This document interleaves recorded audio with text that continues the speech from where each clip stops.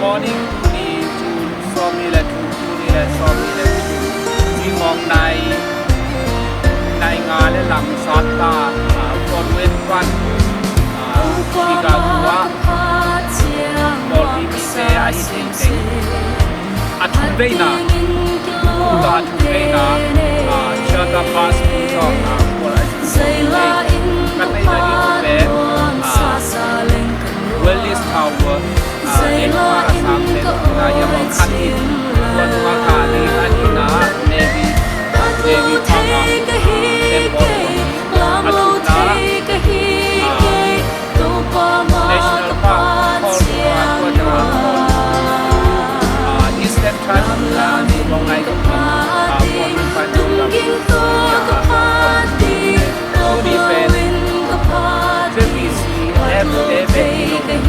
Đăng văn tổng và sự hiện có một kỳ đầu tiên là mê vì thế không có mà một chương các ý kiến về đi xem một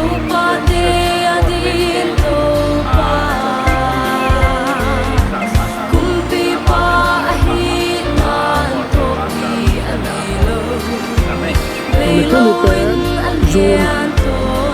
xóm như là vốn công tu như là công xóm như là công tu dù món này là lấy nước xóm đi vào đây này là nước xóm đi vào đây tôi đã chụp một cái điếu và số công an tôi tôi xem tao này chú này vô ăn tôi xem tao này và khi có cái điếu này tôi phải chúng đây là Zbcf Portite Polsina Nina He Tuni Topa He Aportitua In Consua Mimal Sua Topa He Kuchu Topa He Aportitua Toba Toba To Achumena Zbcf Porti Fabrite Achumena Polni Tuni Chikaku Heidi Kusua Kita kita besok, naik cuma kita besok. Biar pen, amun pen tanah. Kita punya kuat kita di ini tanah. Siam kita motor, siam kita motor ni tanah. Pun dia besok itu kita. Tapi tu baru nama ini asal. Soalnya kita ni motor. Besok, sampai orang pun dipasak. Pun orang minta ada kita kita. Macam mana kita ni? Cái chuyện chết sai chứ mà mình tê ông không ăn được lúc lại là lẽ ông là lẽ cái tay cũng là thế cái tay gì thế đây tôi phải cái gì đây tôi phải tôi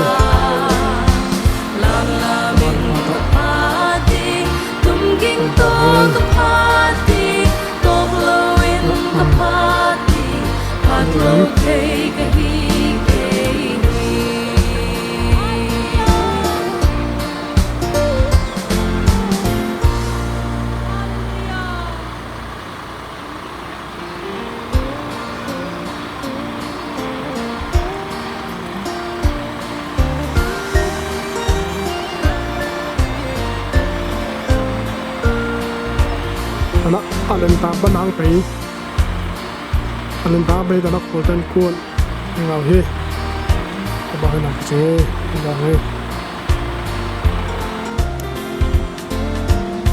chỉ có một tông tông ấy là đó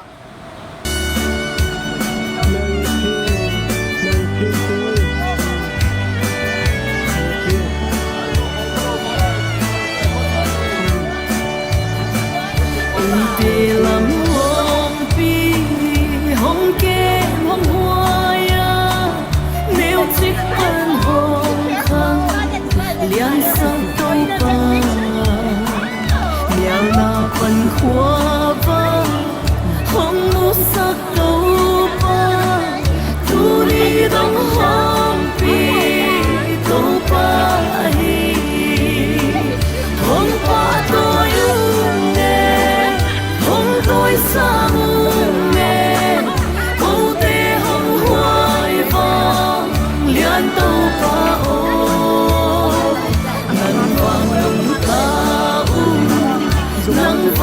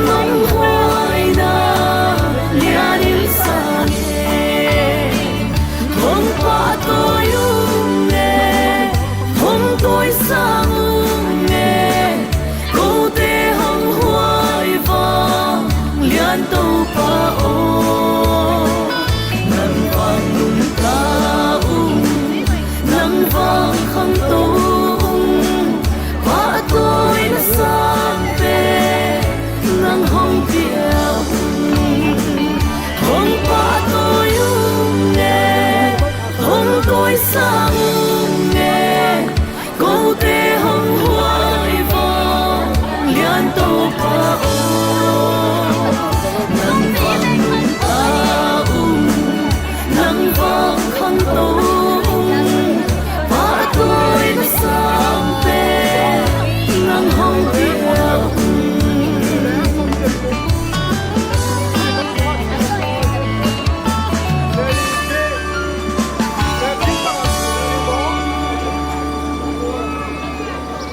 này kia là làm sao đây, này kia là làm sao có đôi bật các của kinh tế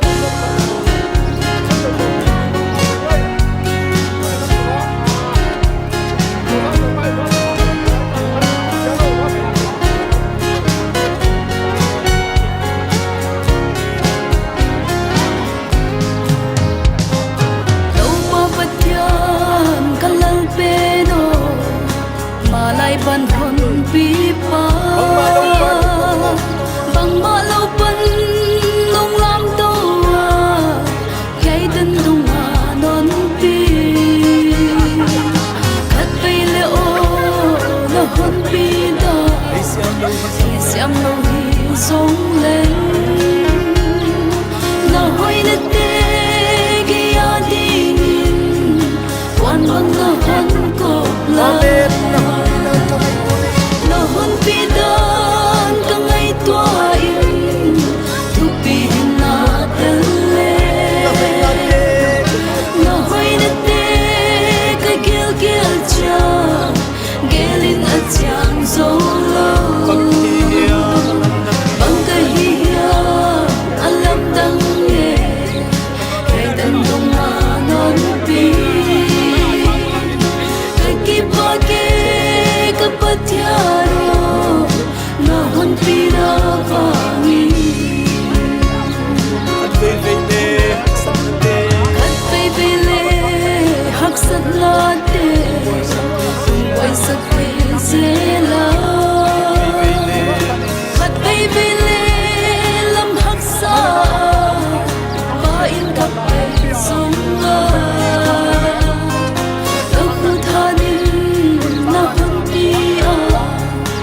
làm sao lời non pi ngày tân lên mưa có ông so mà hay là con hi là hôn pi dan ka ngày tua in tu pi na tele na hay na te ka gel gel cha gelin a chang zo lo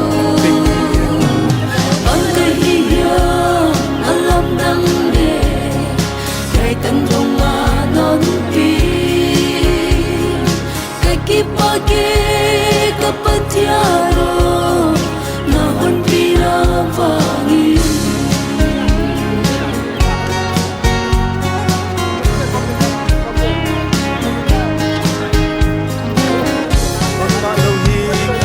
bang ma lo hi na hon theia lei vui bang la ka hi ke song to pa na hon pho kia dung hồn hoa đi sông quan sơ na ngân pia la kỳ đi na pi na hôn vút toa na liên hoa xin thu na liên sâu lâu na hôn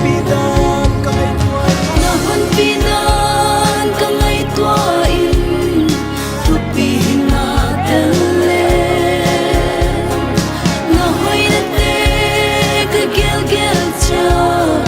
gelin a chang zo la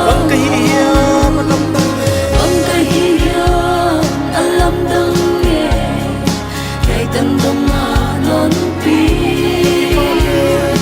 kai ki pa ke ka pathiaro na hon pi ra va na hon pi dan ka ngai tua in tu pi na tel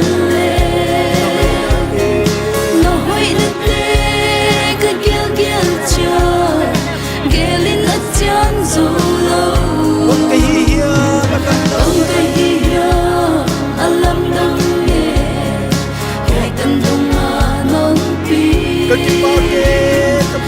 pagi kapatiano lahon piravani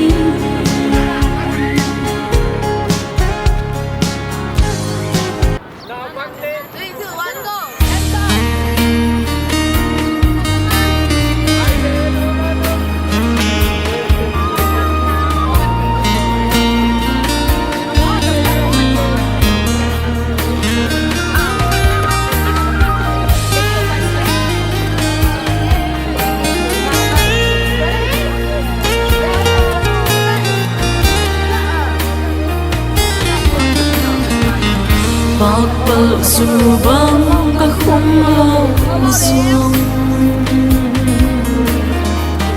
Khoai bang in kapahong fein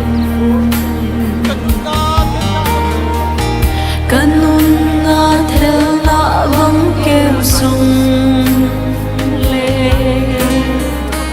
Đâu pa o hong pam bay ki ô kanun na toan niam song le do pa nang dingin hon sang hi et lo pa bang ka hi lo ha kanun na nang din sang in no lên thề bằng giấy cứ xiêm lâu xuân cứ sắc giấy lá tê hồng ai ô bil na xiêm na tê lâu hàng kanun na xiêm nào bằng bóng mình ô kanun na toan niam song le đâu pa nang dingin hon sang hi et lo pa bang ka hi lo ha kanun na nang din sang in no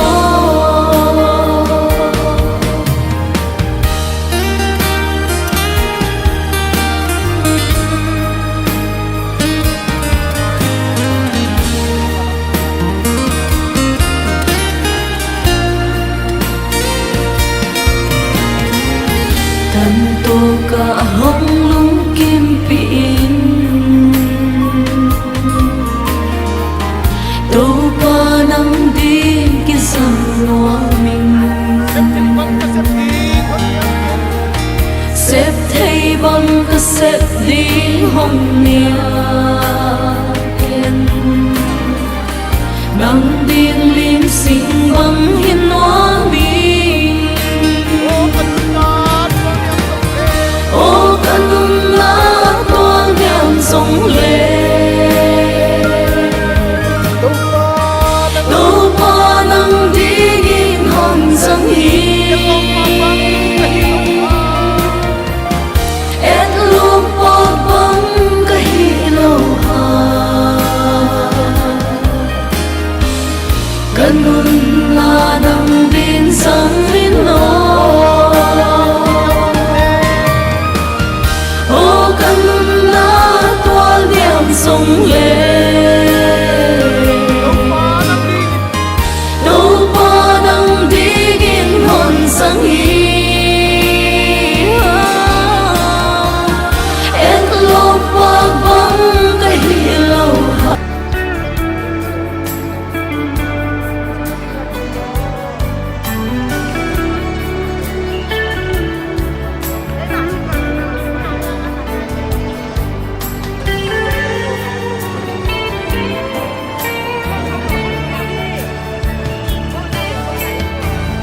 quan hồng pi da o athu pi lua a hoi nai ka lam pi hon pi je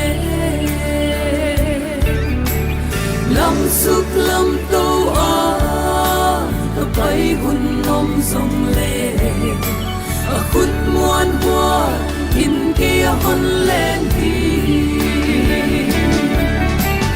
đâu ba đã hôn pi đã thu pi lúa mất muôn hoài khut tin kia hôn pi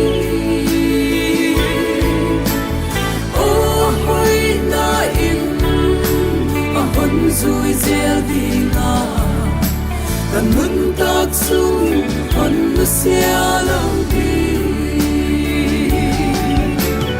cả đất hôn chiang in đam na hôn bia lung kia khun in đam man hôn niệm dễ đi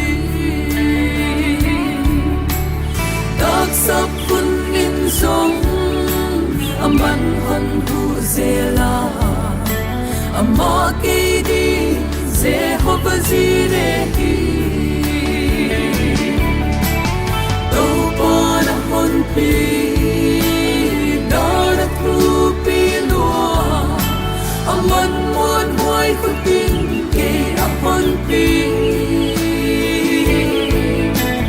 ô hoi na in hôn vui dễ đi ngà cần muốn tác sung hôn nó sẽ lâu đi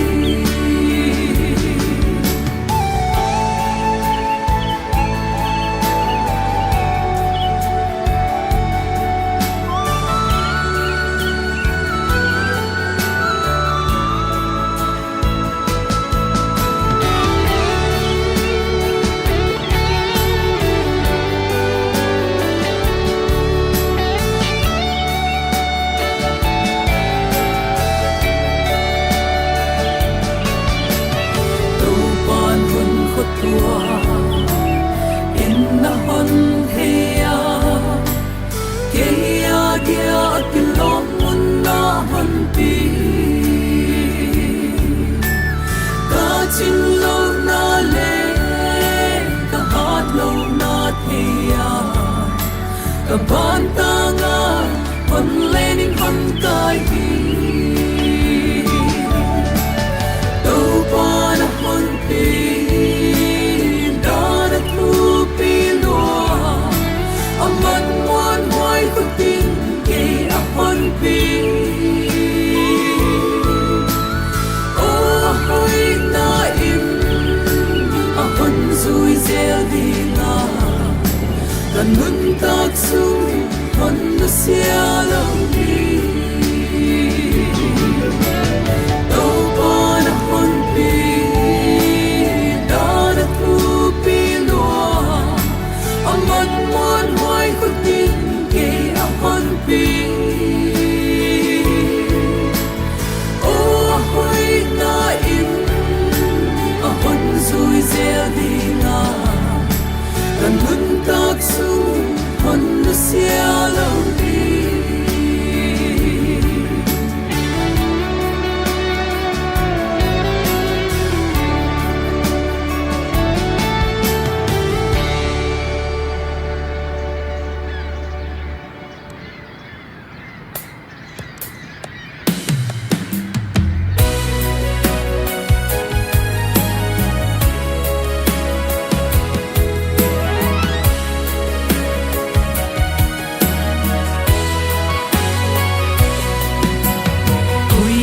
hồng lòng xin lấy tung a bằng huy khi hiang mô na him na me boy na lung lai na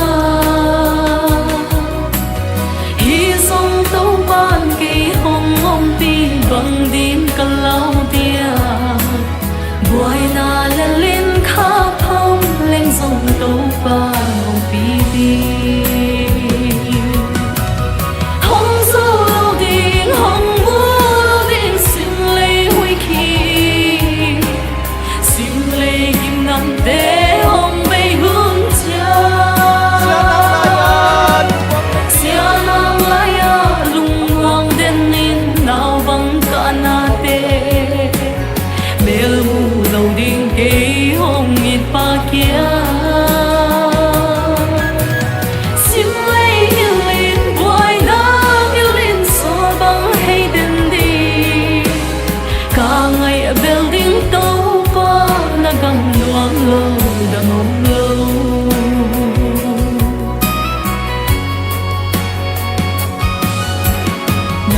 tâm tuần sinh hiang sao loan khi tuang lâu cả thầy bằng hun va bằng tuang Nuam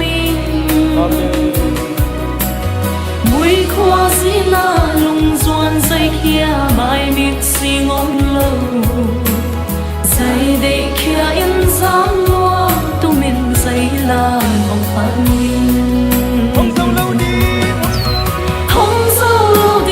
hong mua lâu đi xin lấy huy khi xin lấy kim ngân để hong bay hướng cha xia nang laya lung muang den nin nào bằng cả na te mel mu lâu đi kê hong ít pa kia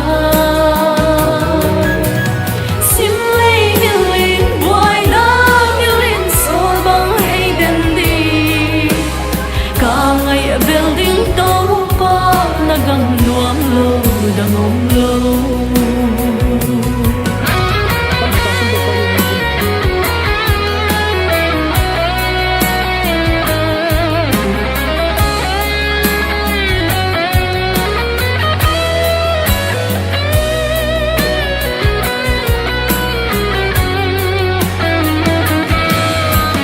zilza nagam pak bang et lom ba khi bang vel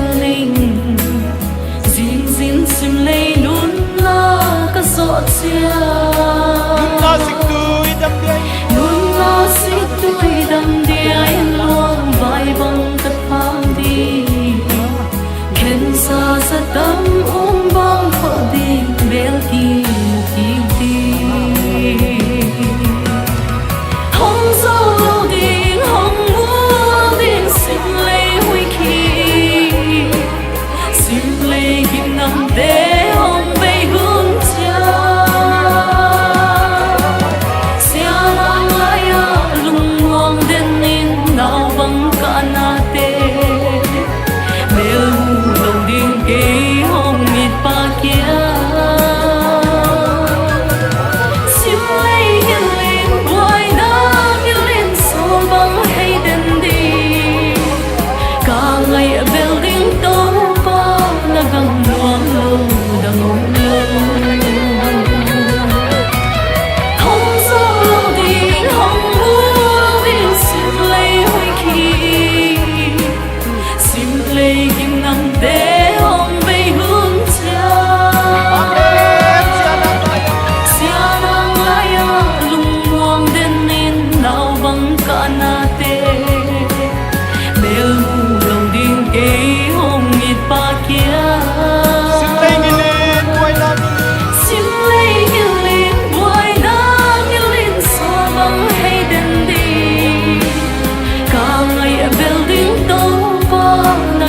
Nuam lo dangom lo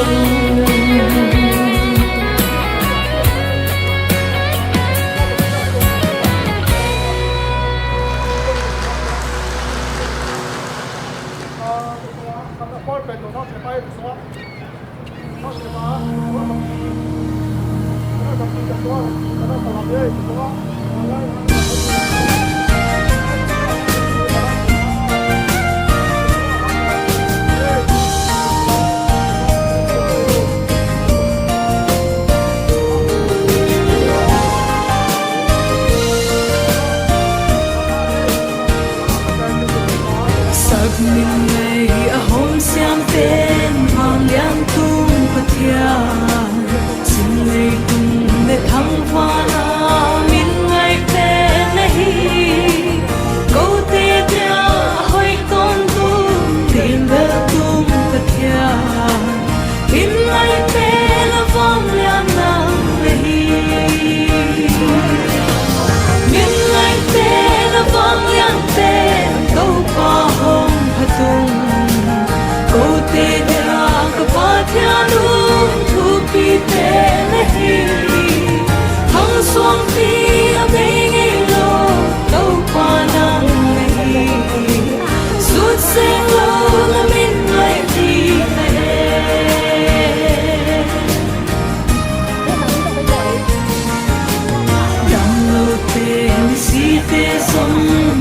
sắc thấy này ngủ kêu tê abia hin lo bia thấy qua này thiếu băng kim mà bong thấy băng kim nam này thu biết tên là vang lian ong tung min lại tên là vang lian tên đâu qua hồng tung cô tê dia cả qua thiên luôn thu biết tên này thăng xuống phi ở bên lô đâu qua năm này suốt sen lô là min ngày đi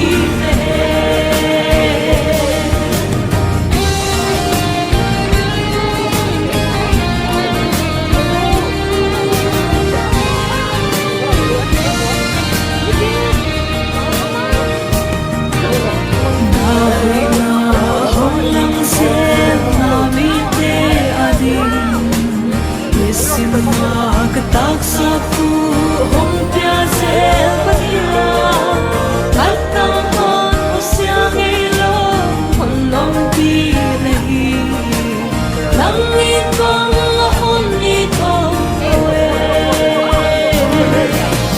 min lai te na vang yang te đâu qua hong patung go te dia ka pa thia lu thu pi te nahi xuống phi ở bên lô đâu qua năm này suốt sen lô là min lại đi min lại tên là vang lian tên đâu qua hôm tung cô tê dia cả ba thiên lu thu pi tên này thăng xuống phi ở bên lô đâu qua năm suốt sen lô là min ngày đi về suốt sen lô là min ngày đi về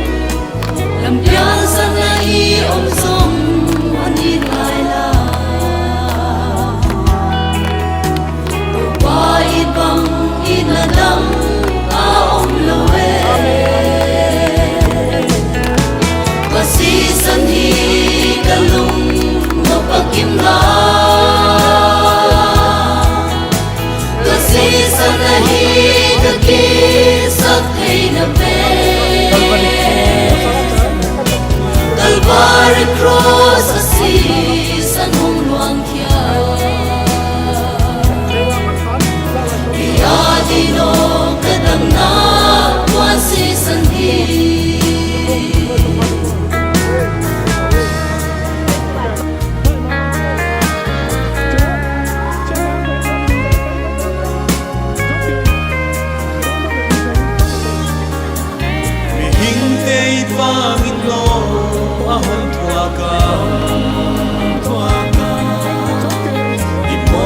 Liamate Adam Sakta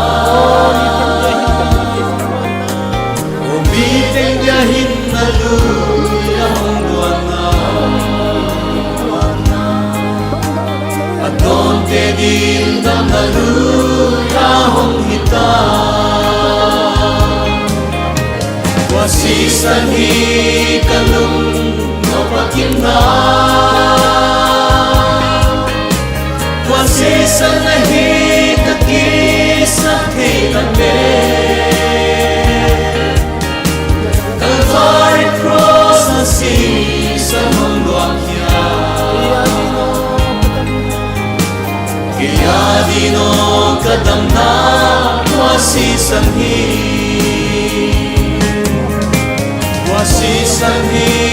kalum no pakimna Season na hikakisa hikame Calvary cross na season ng luakya Kaya dino kadam na wasisan Kaya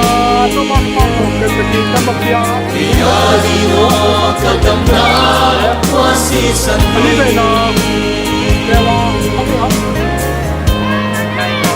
내가 니베나 라고 운동잖아 이니까서 존 섬니래 좀 잠깐이 아니 좀 되나 이제 비슷하게 되다서 운동장에 또막 가서 어디서가 이건 이만 또봐 예 되나 아 치카고 이렇게 치카고 예 그래서 Không được là câu chuyện của bạn tôi bảo đây.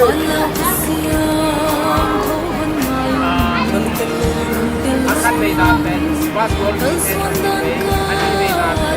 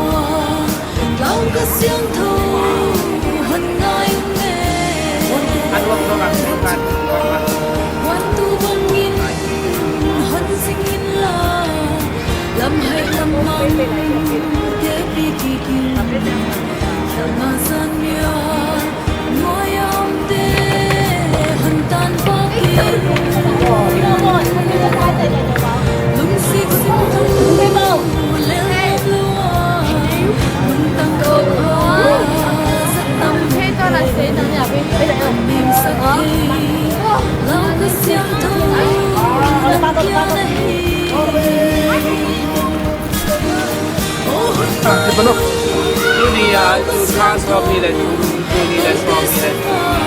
Jika gua tipi gaya, kalau Nuam manusia itu apa mau hasil pas kalau ini deto le, kalau tidak pada plating macam LM dan John yang pada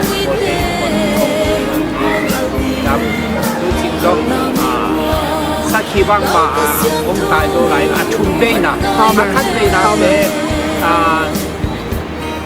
noแค่ตัวเกียบาสีตัวเป็นอันนี้เวนักเป็นไนกราฟอลเป็นก็มาโมโตเชียตัวเป็นตัวเป็นบาสีมาตัวเป็นตัวมาไปตัวนี้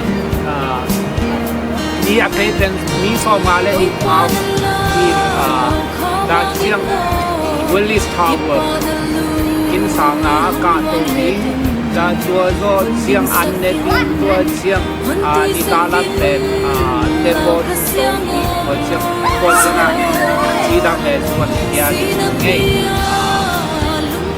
นั่นที่เป็นอิลลินอยเป็นมีผมเดย์สเต็กอันนี้มีผมเดย์ที่ดัง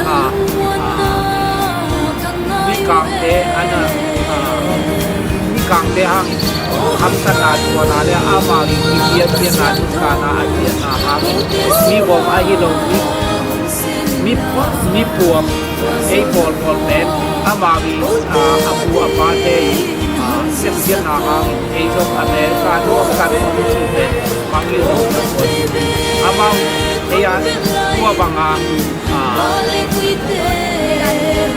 มีผมมีกางที่ได้กันนาเป็นนับผู้สิเลยไอ้มีพวกเด็กต่างประเทศอเมริกาต่างประเทศที่บาสบอลเมริทูกับกัชิโนมีผมเด็กต่างประเทศโอเคที่เบียดที่เดียวอเมริกันคนต่างถิ่นได้เห็นเป็นสมัยก่อนมีผมอัฟกันอเมริกันเด็กที่ก็จับเจอไปแล้วว่าโรซาปักอาชีพผมเดย์อามากันบาสบอยคนอาชีพนั้นคงต้องเป็นไปตามเรื่องต้องใส่ไปชิคาโกอิลลินอยปันทุกต่างขององศาไงตัวนี้เป็นตัวบ้าตัวนุ่มจะน่าเฮดูน่าส่วนมีชุ่มสุดลายยิงมองลายไว้ส่วนในตัวบ้าตัวนั้นขันเอาไว้ที่นี่ตัวบ้าตัวนุ่มจะไว้อะคุณได้น่ะ Zbcf ปอดที่จะคุณได้น่ะนี่ตัวบ้าเฮตาลามินตัวบ้าตรงนี้ตัวขับปนาพอตัวไปกันด้วยคุณนี่นะส่วนมีคุณน่ะคุณนุ่มจะเฮตัวบ้าเฮ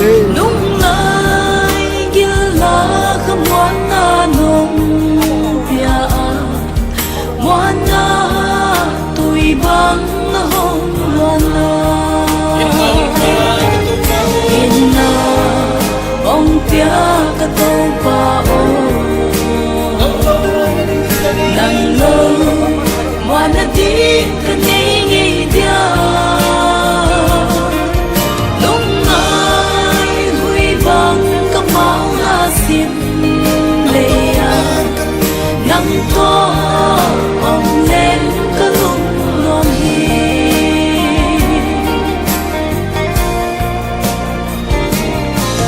xoan đi ông lâu cứ hỏi na dòng ông lâu nắng to ông điên có chính dấu lâu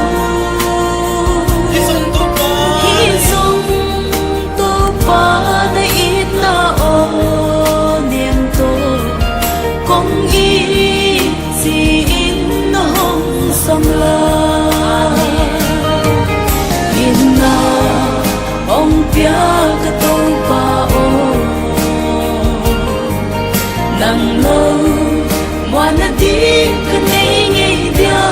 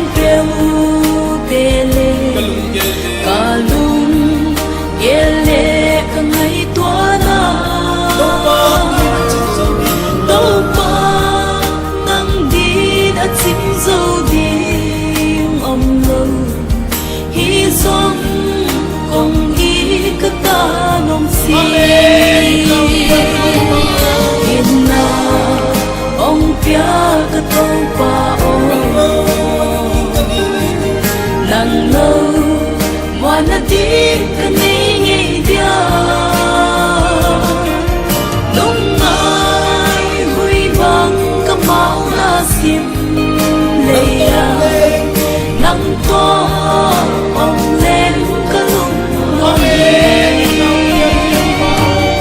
nhìn na ông pia cái câu ba ô nắng lâu mua na đi cái ngày ngày dia lúc ngày huy vang cái máu là xin lệ nắng to ông lên cái lùng lom hi lúc ngày huy vang cái máu là xin lệ nắng to ông lên cái lùng lom hi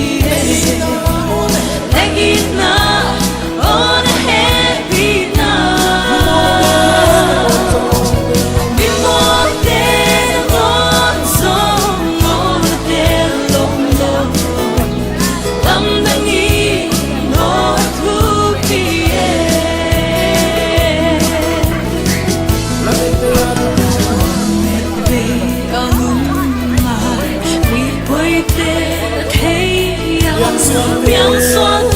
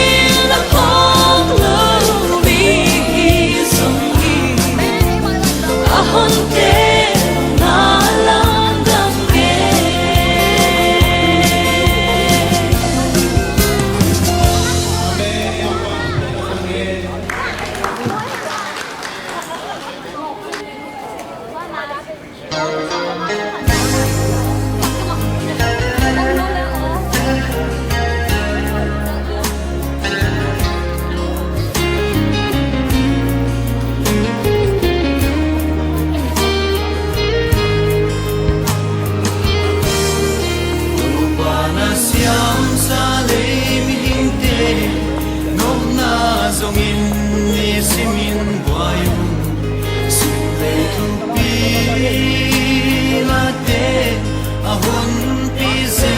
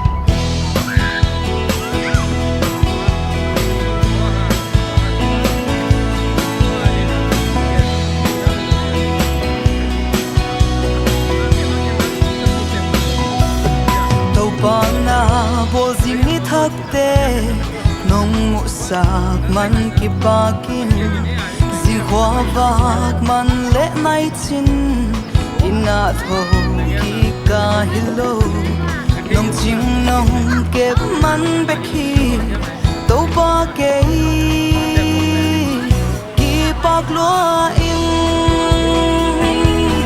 hi mu hen pro tho ki lo zi khwa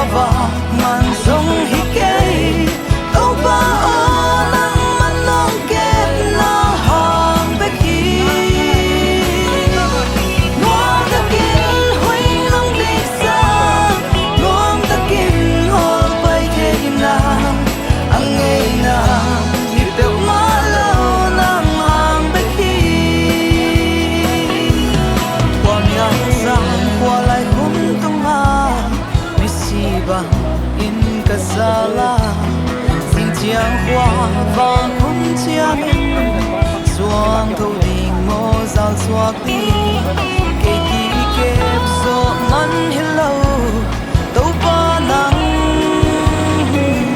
nông kẹp mắn hi y một khe bèo thô kỳ lâu dinh hoa và ngàn sông hi kê tàu ba ở nắng mắn nông kẹp na hàng bếp hi ngon ta kín huy lòng đi xa ngon ta kín hồ bay thế na anh nghe na đi bèo má lâu nắng hàng bếp hi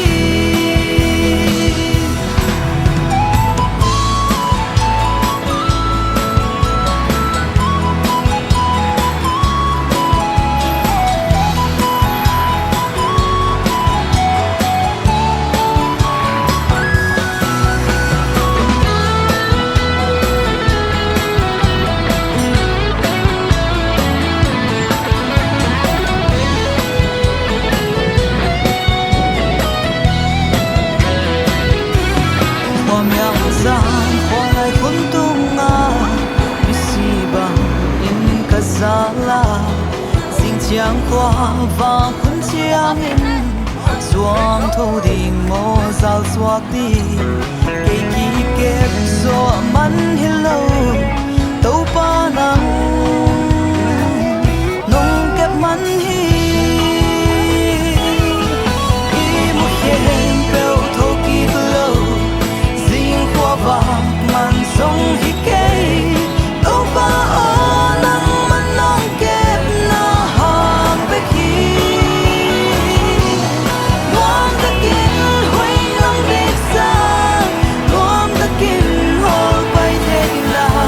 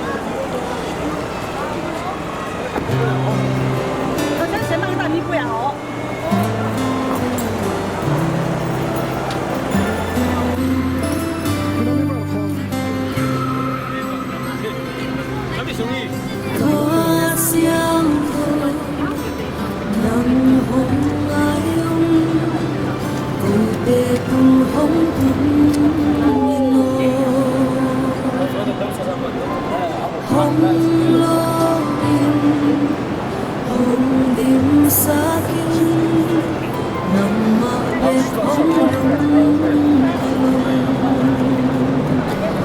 nông nông pi na nông tân pi na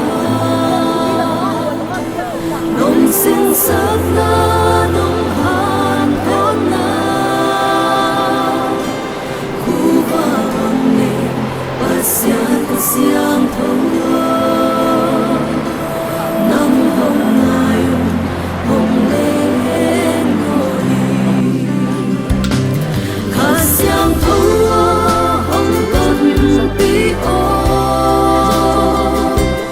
hồng loa tim min hồng nâu sắc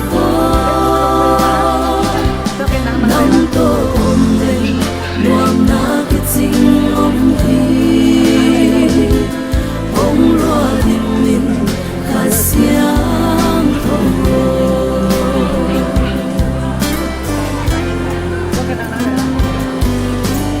nhang vai tê hết đêm qua lùng khăm tê gia nung ngọc ngà nung hu na nung om pi na nằm nung pi na nung nghe lu sắc nghe linh không một thấy lâu rồi ban ra những cung lết thấy lâu lung sung thuộc về nằm tô bị khôi không na Nuam bên mình về thật xiang thâu hồng còn tí ô hồng loa tim min hồng nâu sắc năm tô ôm lên Nuam na cái chính ông hi hồng loa tim min khá xiang thâu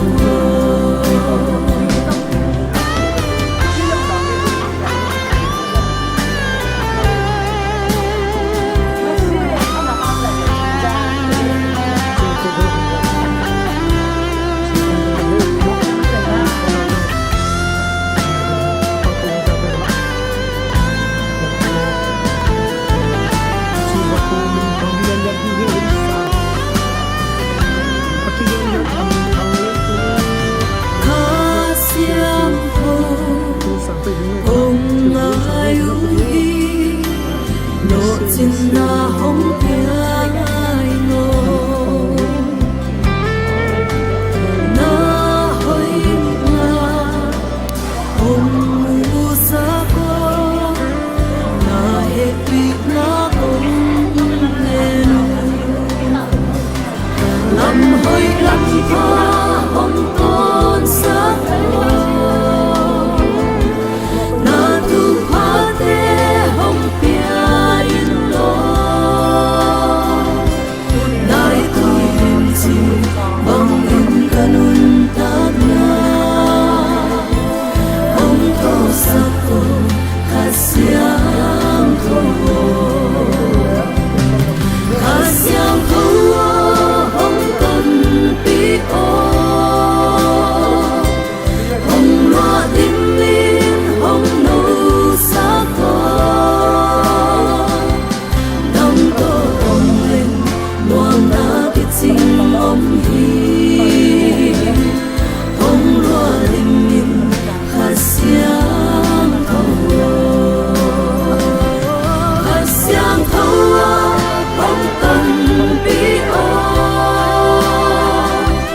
hồng loa tim min hồng nâu sắc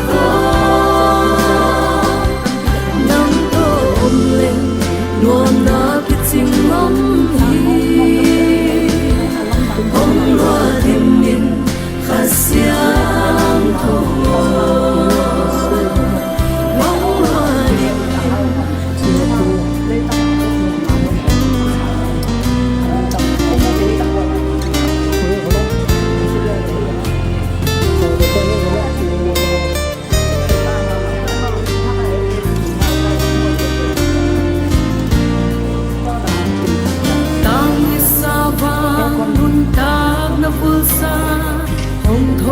big sắc non đi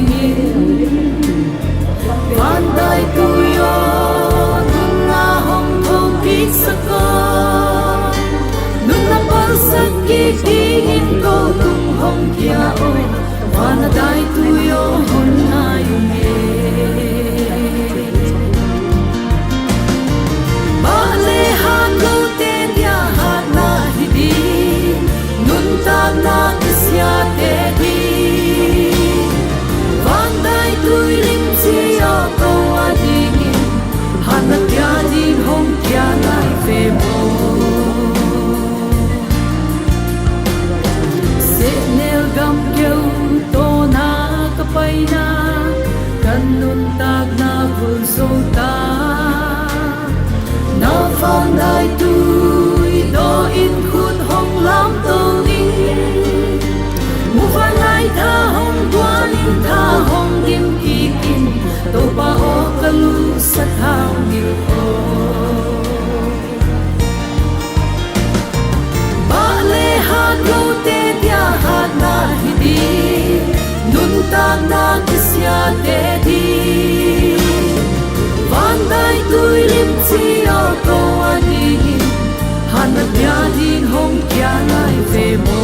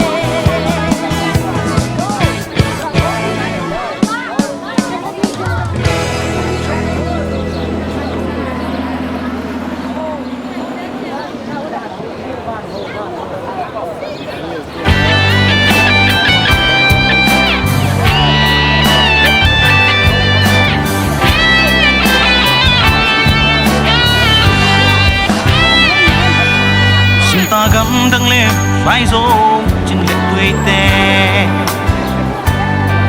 nung lệ papi lệ cú tên kêu hay su hay mun tung rôm iso hop iso oso hang son te an vang mu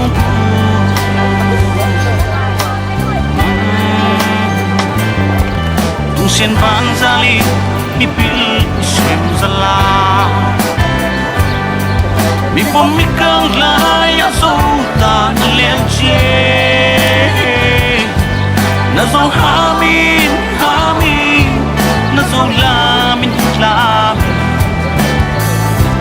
lai zum pe ma lu ding a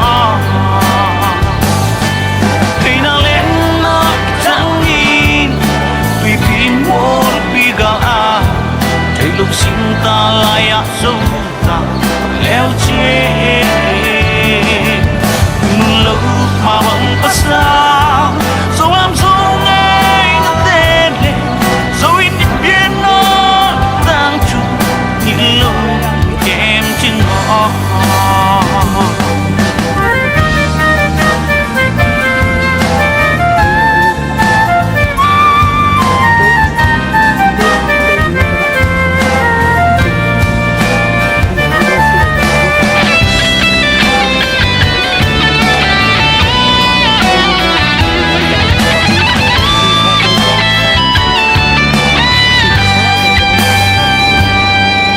son mốc nâu tên khăng son suốt hè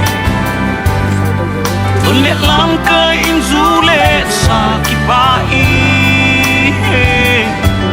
nôm ni đã ni ô bin si lệ man nin kỳ ca y a kỳ y min ham y hay na lên na kỳ chẳng in tùy phim môi pi ga a thấy lúc sinh ta lại a so ta leo che nung lâu mà vẫn pas xa dẫu am dẫu ngay nó tên lên dẫu in đi biết nó đang chu như lúc em trên ngõ dẫu in đi biết nó đang chu như lúc em trên ngõ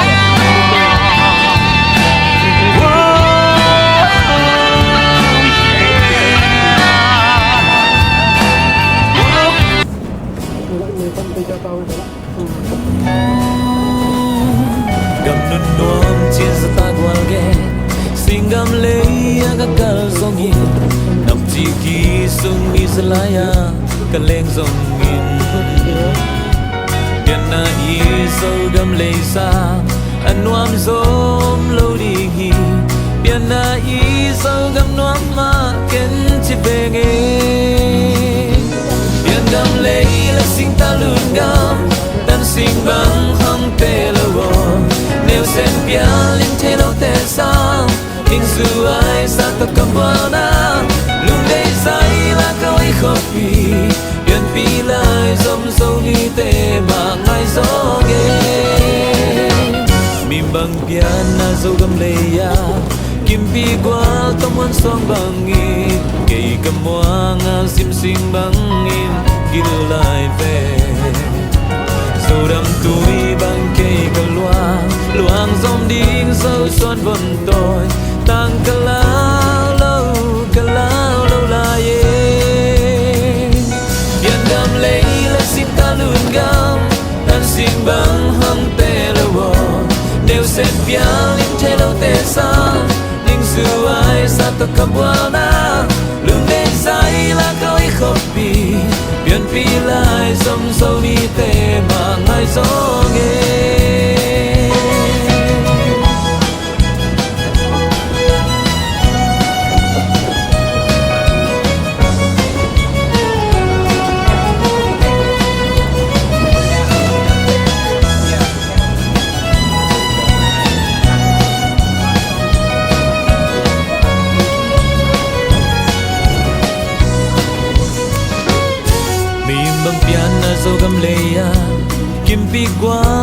xuang bangin kỳ cầm hoa na sim sing bangin gil lại về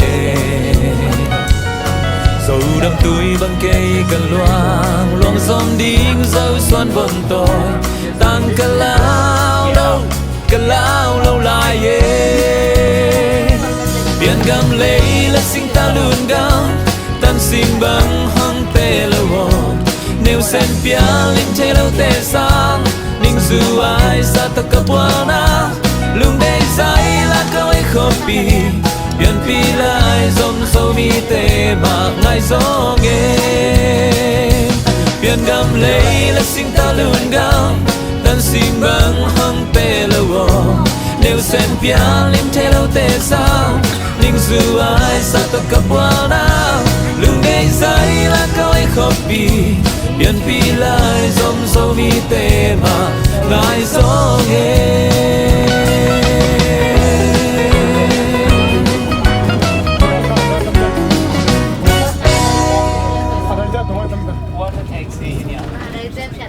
my degree in musical theater.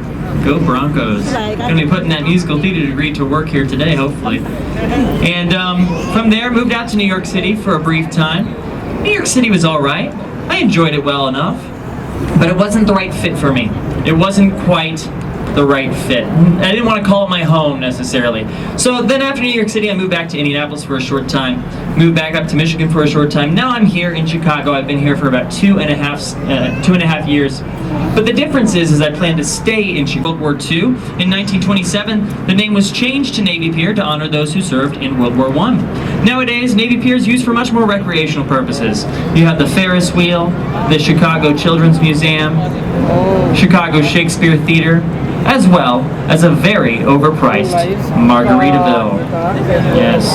Also plenty of gift shops, tons of events going over there at Navy Pier, lots of fun. Now, just ahead of us here, you can see a good glimpse of one of our many bridges. Now, they're all drawbridges, or they're also called bascule-style bridges. They do open up. Oftentimes, they will open up so that the sailboats can head out towards Lake Michigan. Every once in a while, we get lucky and we can see one of the sailboats heading out towards Lake Michigan, and you can actually see them opening up and how they all work. Now, in order to get out to Lake Michigan itself, you have to go through what's known as the Chicago Harbor Lock System, second busiest lock system in the U.S., just behind Seattle. These steel doors open up, you go on in there, and it brings you to the height of Lake Michigan. That's because the height is about 5 feet worth the difference between the two bodies of water. We're not going to be heading out there today. There's plenty for us to see here today on the river. And with that, I want to introduce you to this city here. This is Chicago. Take it all in. This is going to be our first great look. Just feel the energy.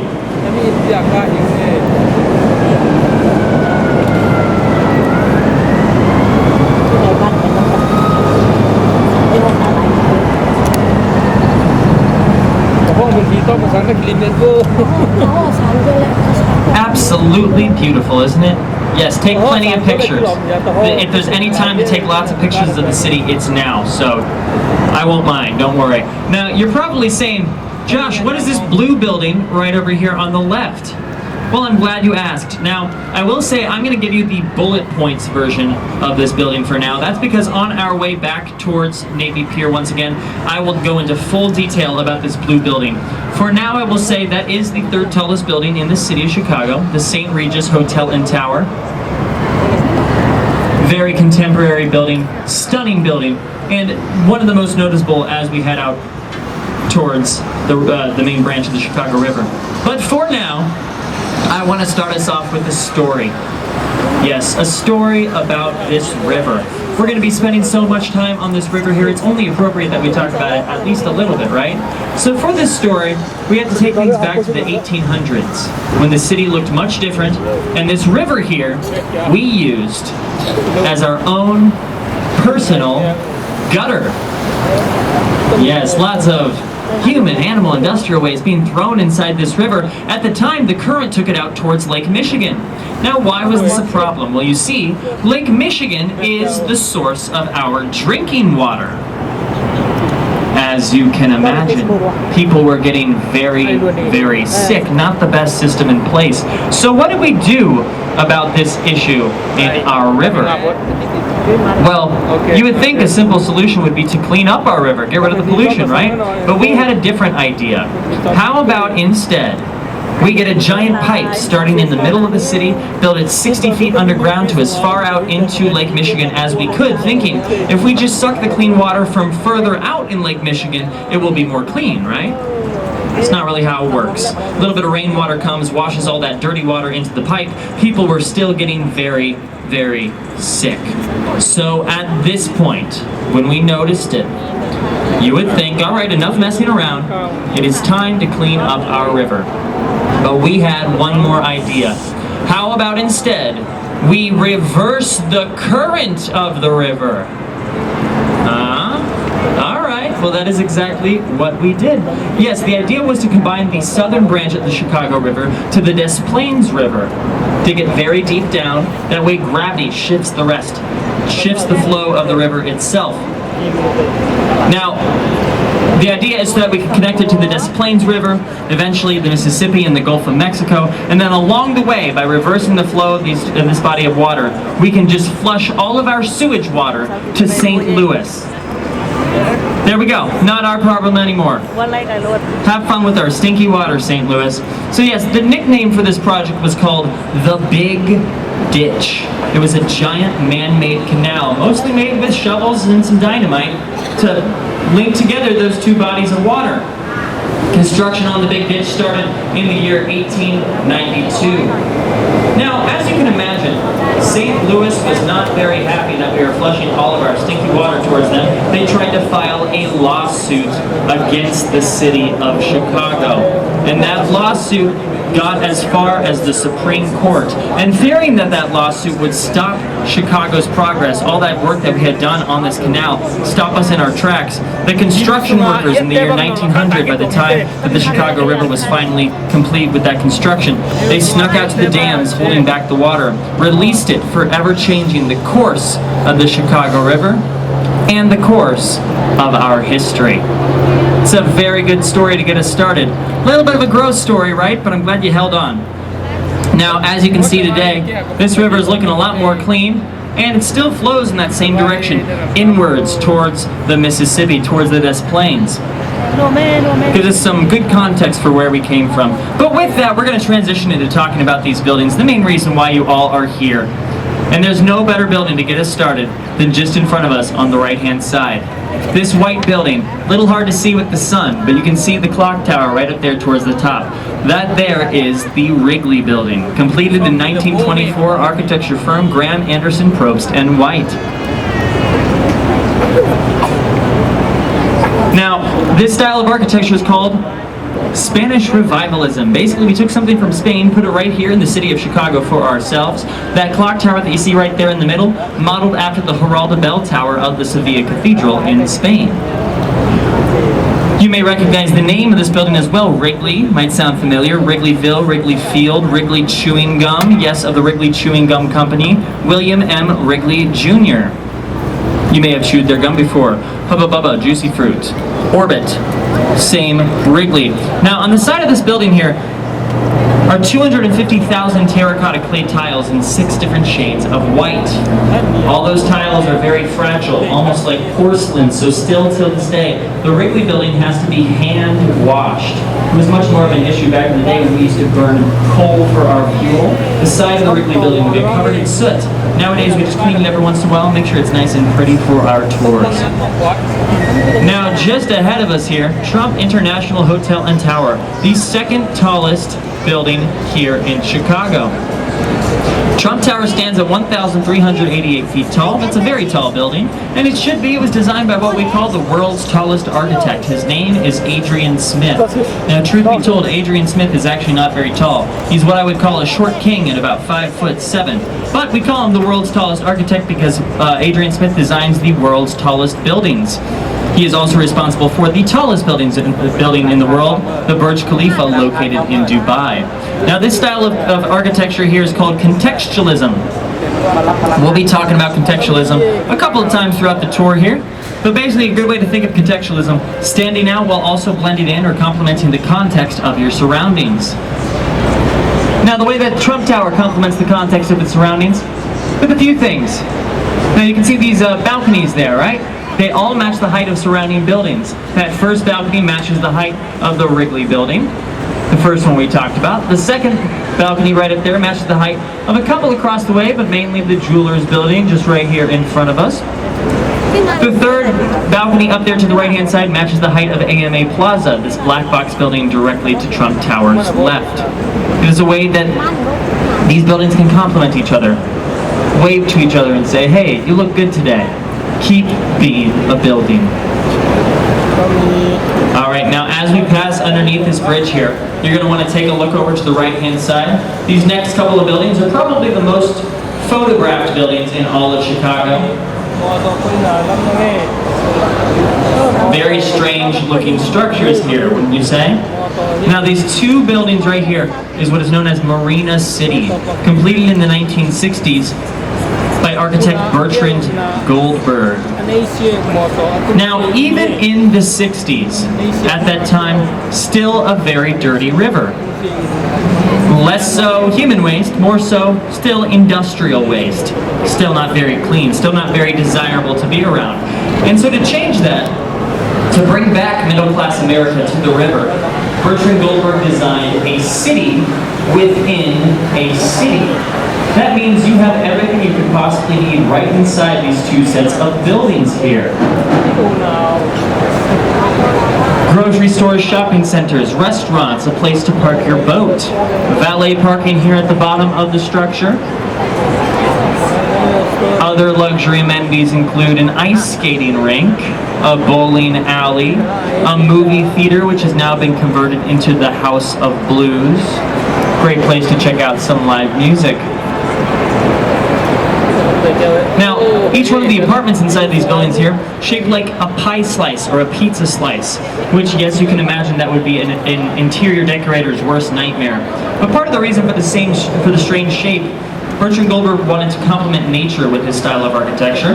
If you're looking from the top, like I said, it looks like a sunflower, complements nature with that shape. Also, Bertrand Goldberg's mantra, there are no right angles in nature, so why should there be in my buildings? Now over here to the left-hand side, a good view of the Chicago Riverwalk. Now just behind it here, you can see that building with the white granite on the outside, 77 West Wacker, right over here to our left. Now, this style of architecture is known as neoclassical. Neoclassical has some of the old mixed in with some of the new. That's why I like it. Now, that older material is that white granite on the outside. If you go up to the very top, you see that roof shaped like a Greek temple or the Parthenon. But then you also have this very reflective glass, much more modern day material, a mix of the old and the new. Now, it's an example of our only international architect whose works will be seen along the river here today. His name is Ricardo Bofill from Spain. Only building along the river here today, designed by an international architect, so we'd like to give him a shout out. Now over here on the left, a continuation of the Chicago Riverwalk. This area specifically is the Chicago Riverwalk Theater. And guess what? You're the performers, they're the audience. Everyone give them a wave, do a little dance. Cha-cha-cha-cha, cha-cha-cha-cha. Yes, the Chicago Riverwalk in total is 1.3 miles in length. Starts at the lakefront, goes all the way to Wolf Point, which we'll be approaching here in just a little bit.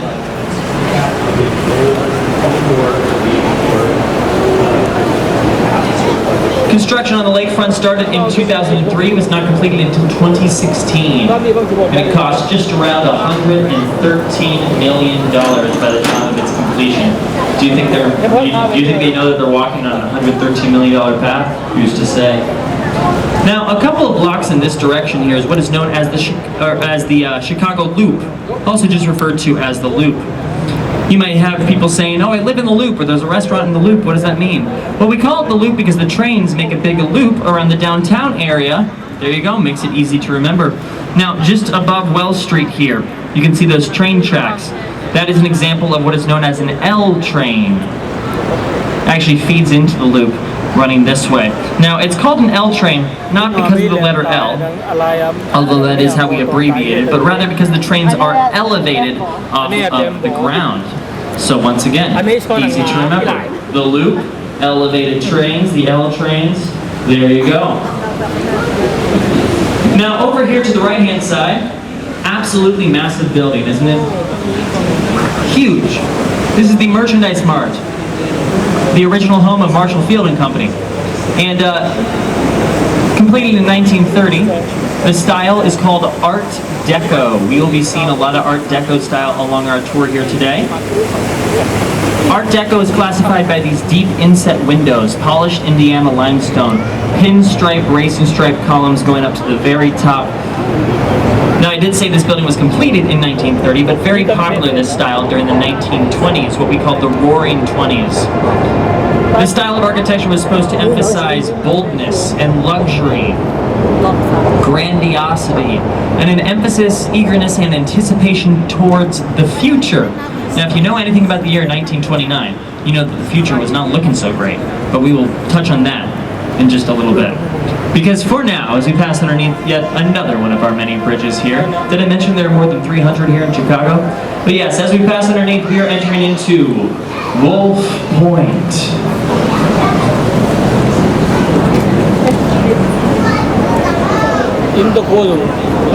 Yes, lots of that reflective glass, a lot of contemporary style buildings all around us. This is seen as the modern day trophy case of the city, the crown jewel of the city right here in this area.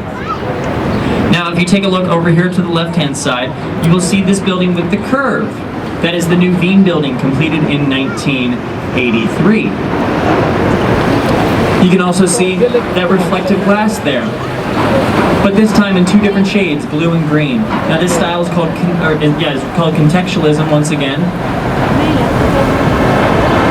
Told you we'd be seeing it again. Now, the blue complements the sky, the green says hello to the river down below. That curve is supposed to match the curve of the Chicago River. If you've ever seen the movie Ferris Bueller's Day Off, you may recognize this building. Ferris Bueller's dad worked right at the very top there. As he looks upon the parade and Ferris Bueller is singing, "Shake it up, baby, now." That's the scene. That's the building. Now this area that we're in right now, can you see right over here to the side? To the right side, can you see that Y symbol on the gate? Now that Y symbol is actually in reference to where we are now. This is where the north, south, and main branch of the Chicago River meet. Makes that Y symbol. You can see that Y symbol popping up all around the city, on government buildings, libraries, even on the back of the C of the Chicago Theater on State Street. So keep an eye out for it. It's like a scavenger hunt. Now just in front of us here, this pink or peach colored building. This is the oldest building we're going to be seeing on our tour here today, the Fulton House, completed all the way back in 1898. Very old building. At the time of its completion, it did not look like this at all. It did not have any of those windows or the balconies. It was basically just a giant pink box. Now, in the early 1900s, it was used as a dry storage warehouse, converted into a freezer warehouse in the 1920s. And that is because Chicago is the meatpacking capital of the United States during that time. Yes, a lot of dead cattle stored inside the Fulton House there. Kind of weird to think about. Now, the Fulton House went through a renovation in the 1970s by an architect named Harry Weiss. That is when they added in those windows and those balconies. And while they were doing the renovation, they found 4 feet thick walls of horsehair and cork stuffed inside the walls. That is what they used as insulation at the time, before modern day insulation came to be. They had to wait about 3 months for all of it to melt before they could continue on with the renovation. Interesting history with the Fulton House there. Now, just next to it here, same architect, Harry Weiss, once again, the river cottages. You can also see how the river cottages are facing towards the river. Completed in the late 80s, 1988. But yes, facing towards the river, whimsical style, postmodernism. During that time, still kind of strange to have your buildings facing towards the river. Still a very dirty river, not very desirable to be around. Now, a good way to demonstrate this idea towards the river, take a look on the right-hand side here. This is the East Bank Club, a high-end fitness center. You can see that this is the back side of the building. This building was facing away from the river, completed in the early 80s. So we have the early 80s facing away. Moving into the late 80s, starting to face them towards. Very slowly, this change, the shift towards the river is happening. Quite literally and also metaphorically. Now over here on the left-hand side you can see the Kinsey Street townhomes. Much more modern day townhomes. Not necessarily the front of the building, but you do have these balconies, this lawn, the sidewalk, all facing towards the river. So you can see that nowadays, this sentiment towards the river has completely shifted. And with that, so has the property value. Nowadays, these sell for right around $4 million, with second from the left of the river cottages selling most recently in 2015 for $2.25 million.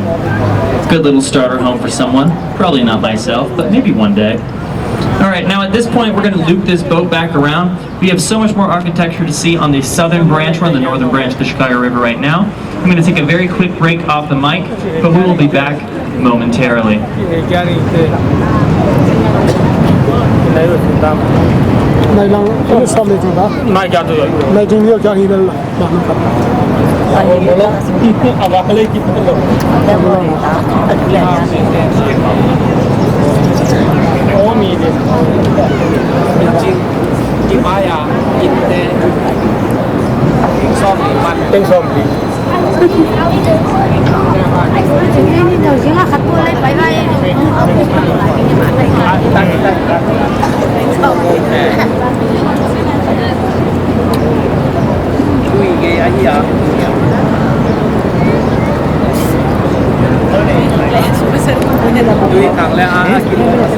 Kami tante, fan fan. Ayun doon, pinilo.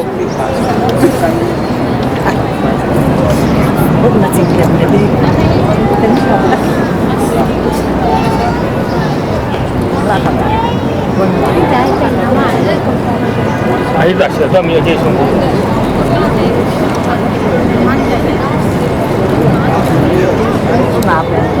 Nó để bao nhiêu? Itu macam. Lo. Itu macam mana bang ni?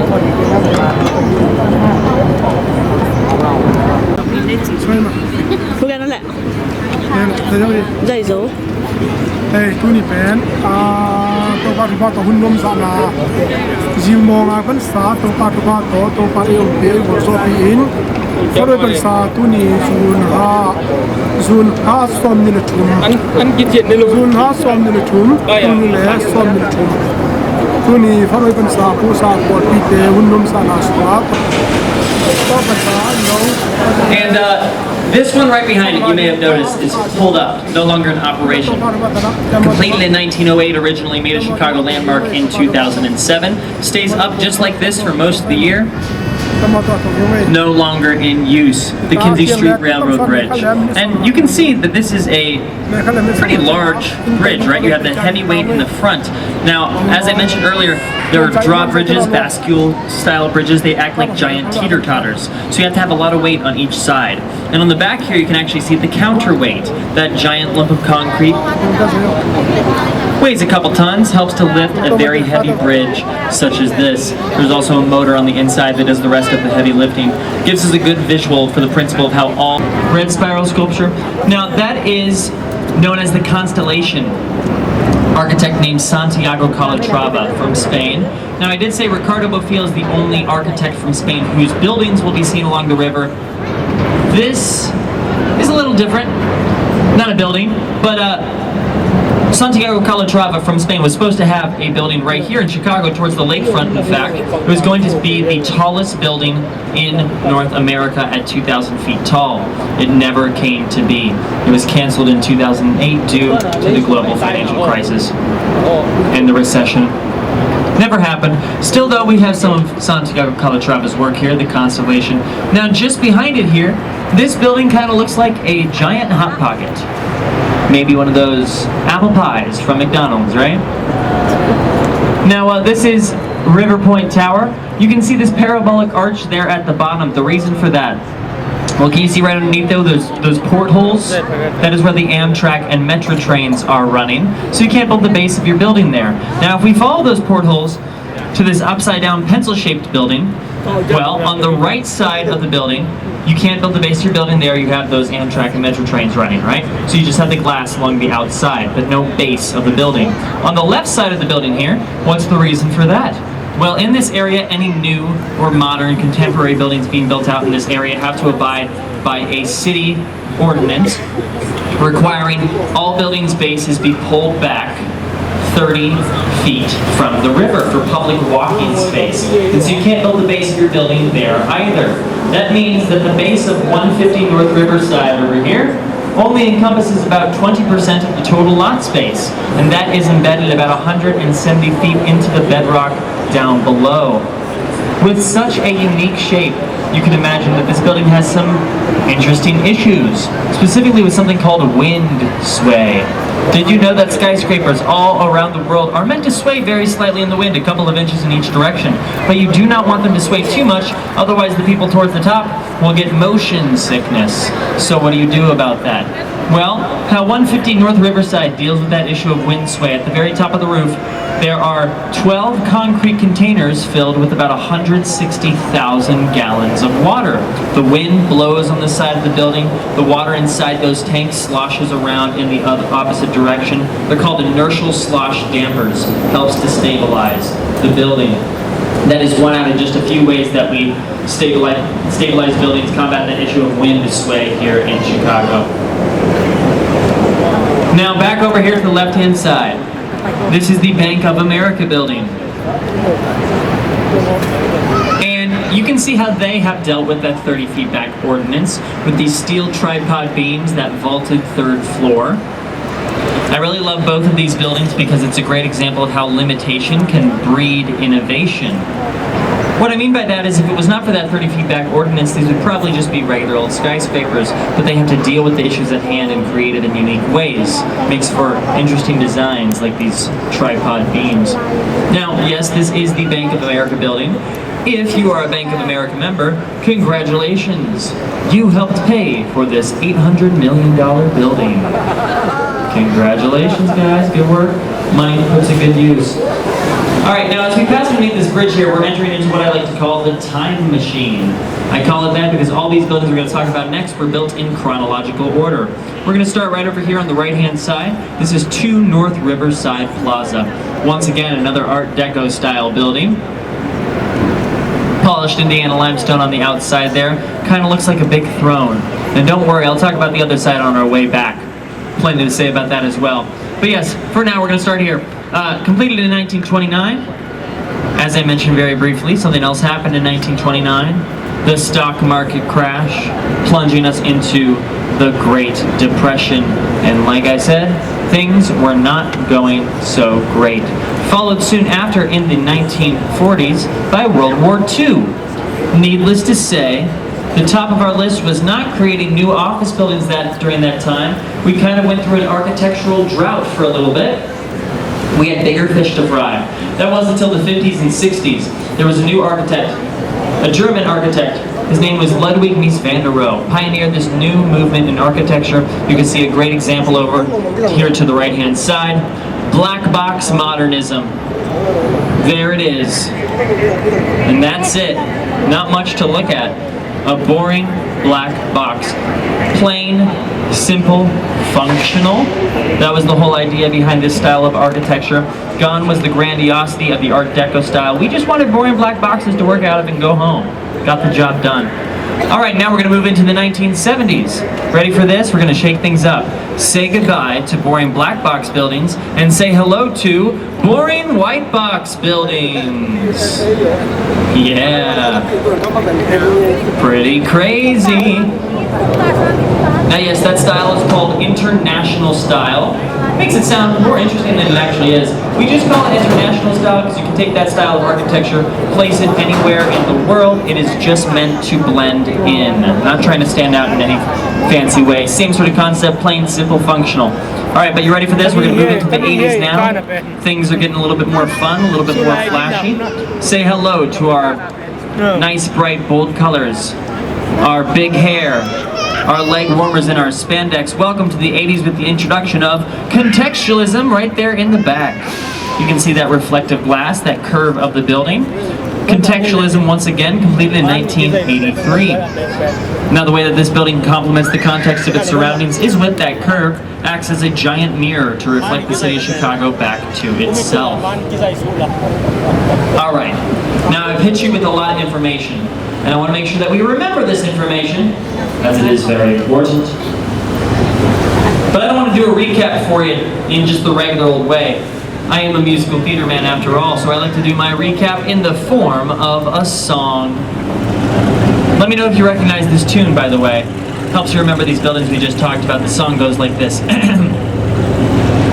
There was Art Deco in the 20s, and things were going great. But then the Great Depression hit, there was nothing to eat.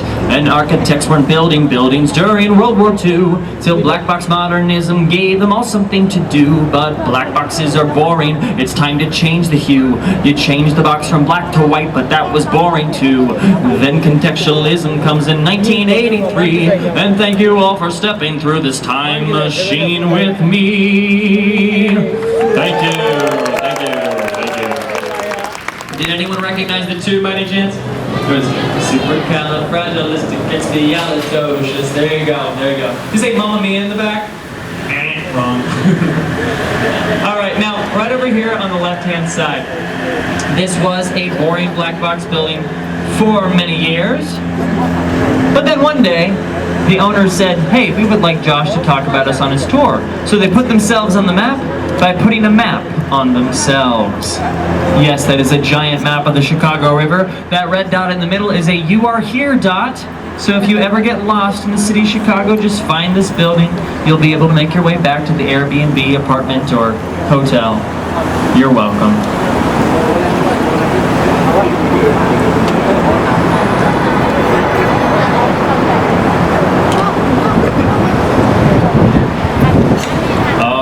Coming up to the right-hand side.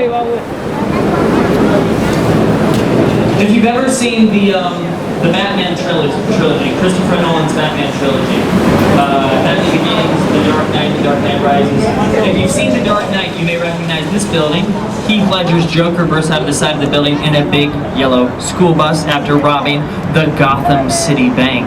Yes, here it is, the Gotham City Bank. But we know it here as the Old Main Post Office. Now in 2019, all those companies moved in there. Uber, Walgreens, PepsiCo, they now operate out of those buildings. But yes, the Old Main Post Office was a post office back at the time of its completion in 1932. It was the largest post office in 1996, did not reopen until 2019 after a multi-million-dollar renovation. And take a guess, Art Deco style once again. We see it all over the place here in Chicago. Art Deco style, couldn't get enough of it. Alright, now on this branch of the Chicago River, right now we're on the South Branch, heading down the South Branch. And you will also notice that there are not as many notable buildings to talk about, mostly just residential properties here in this area. But don't worry, I got you covered with something I like to call Story Time with Josh. Yes, we're going to talk about some more stories. These aren't quite as gross as the first one I talked about, but they do have to do with the history of Chicago. So I'm excited to share that with you. Here we go. We're going to start with the first story, one that you may know about. But in order to do this, take a look around me if you will. Notice some of these building materials. We have this glass, brick, limestone, steel, concrete, but you don't see a lot of these buildings made out of wood. Why is that? I mean, after all, wood is very cheap, wood is very widely available, but it has one major downside, and that is that wood burns. And it likes to burn quite well, in fact, and we learned that the hard way in the year 1871 with the Great Chicago Fire. You see, at that time, all these buildings here made primarily out of wood. Even the sidewalks made out of wood. not great for a fire. Now, this fire broke out about 6 blocks in this direction here. There was a woman there named Catherine O'Leary. She was an Irish immigrant. She had a small home and a small barn in the backyard. Now, the urban legend will tell you that Catherine O'Leary was in her barn milking her cow. The cow knocks over a lantern. The lantern sparks the whole barn on fire. The fire spreads throughout the city of Chicago, burns it to the ground, but it was all her fault. It's a crazy story, not totally accurate. You see, we do know where that fire started, but we do not know how that fire started. And Catherine O'Leary's name was kind of smeared through the mud because of this whole ordeal. Now, I think if she were alive today, she would want me to tell you that on the evening of October 8th, 1871, Catherine O'Leary woke up at around 9 o'clock p.m. to look outside her window to see her barn completely engulfed in flames. And those flames were spreading very quickly. Reason being, it was very dry. It was very windy. Chicago was experiencing a drought. Now, those flames spread to this branch of the Chicago River. During the 1800s, not a very clean river. At the time, there was a thick layer of oil across the top. So the river itself caught on fire, jumped to the other side. Now people in the downtown area are getting a little bit nervous. All right, and before reaching the downtown area, those flames made a stop to the Gas Works Company of Chicago. Gas was responsible for providing the power to the city. Before electricity, those gas canisters exploded, adding more fuel to the flames. By this point, the people in the city are running for their lives, as behind them there are these 100 feet wall flames. There were these things called fire whirls.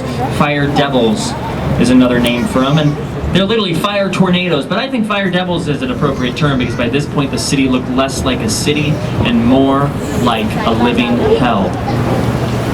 After about 2 days of those fires burning, 17,000 structures were burned to the ground. 3 square miles worth of land, and 1 out of every 3 people was left without a home. Many people lost their lives as well. It was a tragedy unlike anything the city of Chicago had ever seen before. But you know what? Nowadays, people may consider that fire a blessing in disguise, which I know sounds a little crazy, but you see, we started rebuilding the city of Chicago almost immediately, and this time we learned from our mistakes and built it up much more fireproof than before. Now we're going to move on to story number 2. We're going to flash forward about 22 years to the year 1893. And we hosted something called the World's Fair. Now this World's Fair was a big deal, but it still happens still to this day, actually, the World's Fair. But the World's Fair is not just something you can magically host one day. It's basically a giant bidding war. You have to have lots of money. And many cities in the U.S. at the time wanted to host this World's Fair. New York City, St. Louis, Washington, D.C., Chicago. Well, the politicians here in Chicago, they went to the wealthy and powerful elite in places like New York City and D.C. and said, hey, give us as much money as you can. They won that bid for that World's Fair. Much to the dismay of places like New York City. In years to come, articles out of New York City would call our politicians those windbag blowhards in Chicago, or refer to their pattern of speech as very long-winded. That is where that phrase, Windy City, actually comes from. Has to do with our corrupt politicians. Has nothing to do with the wind, who would have thunk? But yes, that World's Fair, now it happened on the south side of Chicago in Jackson Park. It was this beautiful European-style campus. It was nicknamed the City in White. Reason being, all the buildings in that campus were white buildings, a mix of plaster and concrete, so that we could demonstrate electricity, light bulbs, so the light would bounce off all the buildings, light up the whole campus. It was beautiful. And the lead architect for that project, his name was Daniel Burnham. Keep that name in the back of your head for just 1 minute. Now, this World's Fair, many things were introduced at this World's Fair. Many inventions, many things we take for granted today. Carbonated soft drinks, brownies, and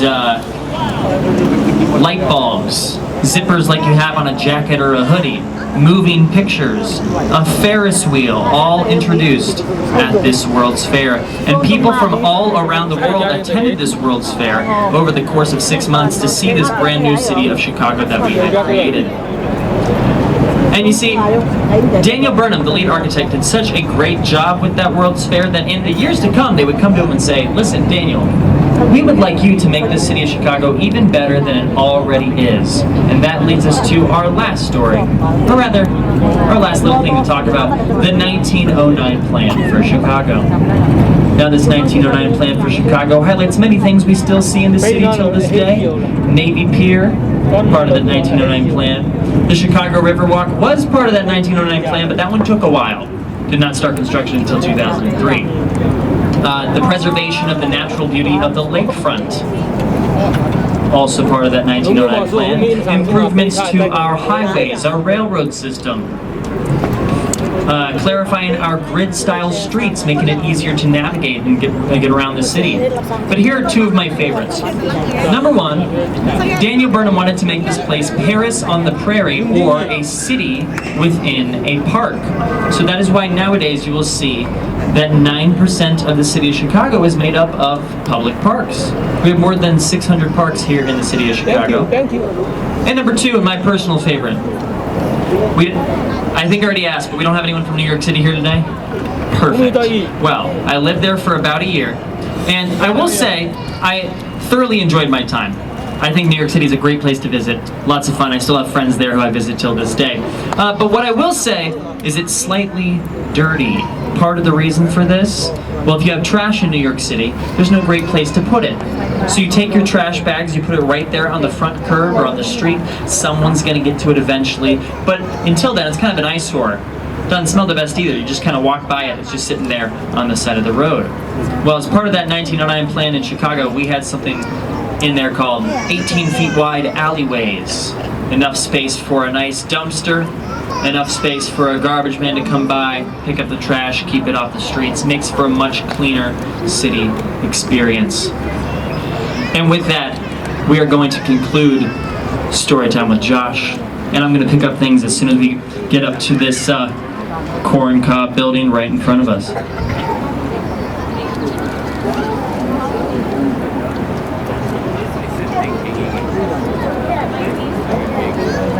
Yes, it's an old power plant.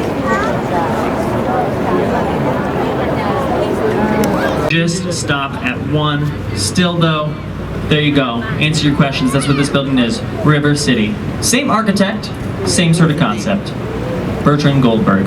Now, just in front of us here, you can see the Reed. Much more modern residential property. This was actually just completed. They're still putting the final touches on construction right out here on the outside. But even like a couple months ago, they were still under heavy construction for this building here. They just had their first batch of residents move into the Reed within the last couple of weeks. So it is now in full operation. It's in full swing. Nice luxury properties here. Some beautiful balconies. I want to go out on one of those balconies at some point.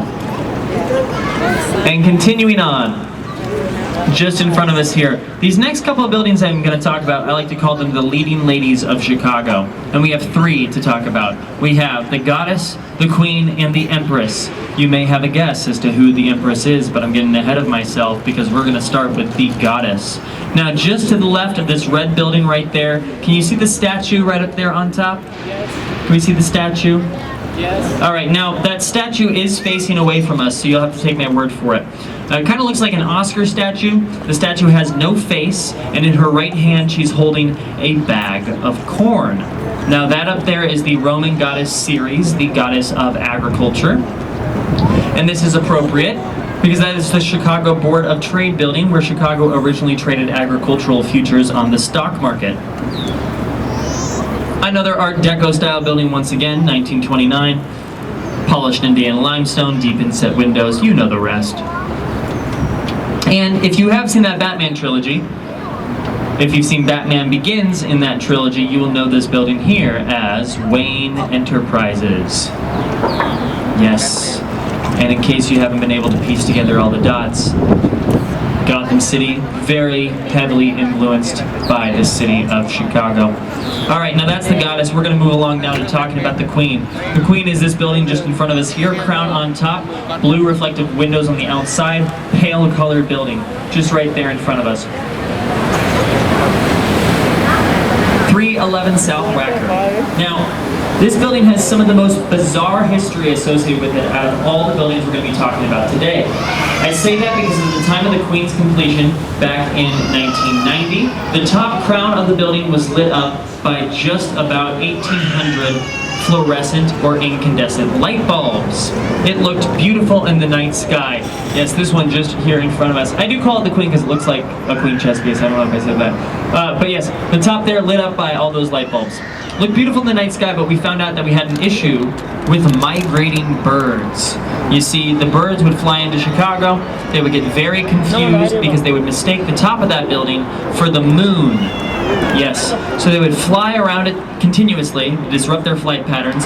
Either that, or they would get blinded by the bright lights, fly directly into the side of the building and start falling from the sky. This is all true, by the way.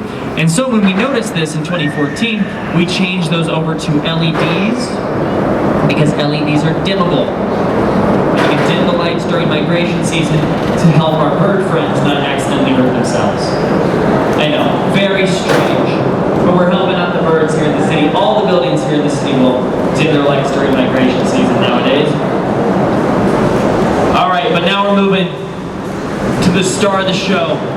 The Sears or Willis Tower right here in front of us. This black box building with the two antennae right up on top. Iconic building here in Chicago. Now, it is called the Willis Tower officially. That is because Willis Insurance Company has the naming rights for the building. They're responsible for the name, Willis Insurance Company. Rumor has it that in 2024, those naming rights are going to be up for grabs once again, and it's probably going to be renamed Blackstone Tower, which I think has a nice ring to it, because you do have those windows on the outside, black color building, kind of looks like Blackstone, I'd say. I'm going to call it Sears Tower for the sake of today's tour, because that was its original name. Now, the Sears Tower was completed in 1974, tallest building in the world up until 1998. It stands at 1,451 feet tall. Now, when talking about the Sears Tower and how it deals with that issue of wind sway, which we were talking about a little bit earlier, I like to use Dr. Fazler Khan's example. Dr. Fazler Khan was the structural engineer behind the Sears Tower along with architect Bruce Graham. And for this example, he uses a box of cigarettes. But we have a lot of children here today, so instead I'm going to use a box of crayons. Now, if you take one crayon and you put it there on the table, you try to blow it over, what's going to happen? Boop! It's just going to fall right over. Now, what happens if you take 4 or 5 crayons, wrap them together with a rubber band, place it back on that table?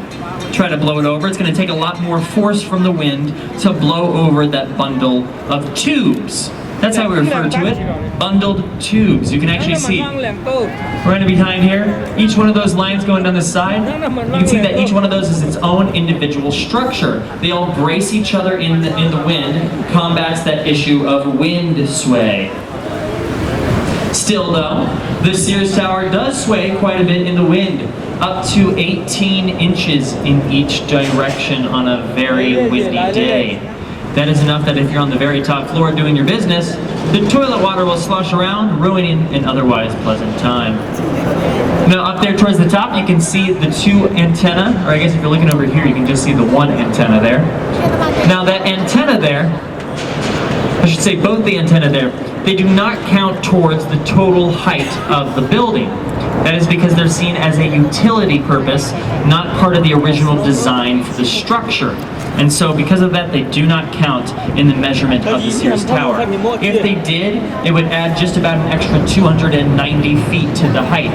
That's about the same height as these 2 black box buildings we talked about earlier. Extra height just left on the table does not count. Nowadays, Sears Tower, or Willis Tower, stands as the 3rd tallest building in the U.S., just behind One World Trade Center and Central Park Tower in New York City. All right, now we're going to say goodbye to the Sears Tower now. We're going to move on. And you may have heard this term before, second city in reference to the city of Chicago. Why is that? Well, it's because the first city burned to the ground. This is our second city, so there you go. Now, Second City is also the name of the very popular improv troupe that performs over at the Piper Alley Mall. You can go see a Second City improv show, lots of fun. Big names coming out of Second City. We got Steve Carell, Stephen Colbert, Key and Peele, Amy Poehler, Tina Fey, Cecily Strong. Big names from Second City. And we have tons of theaters here in the city too, I should add. More than 200 theaters here in the city for all sorts of things. Live concerts and musicals and comedy shows, improv shows.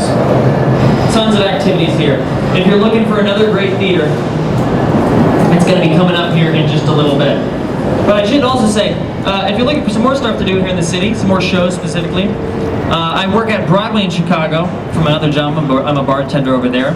For that, we work out of the CIBC Theater, the Palace Theater, the Goodman, Palace, Nederlander. Hamilton's coming back to the Nederlander Theater coming up in September. That's a big one. Right now we got Hadestown playing over at the CIBC Theater coming up. But yes, another great theater to check out just right here in front of us. West Side Story, playing at the Civic Opera House. Civic Opera Building, home of the Lyric Opera of Chicago and the Joffrey Ballet. You can see the sign right over there.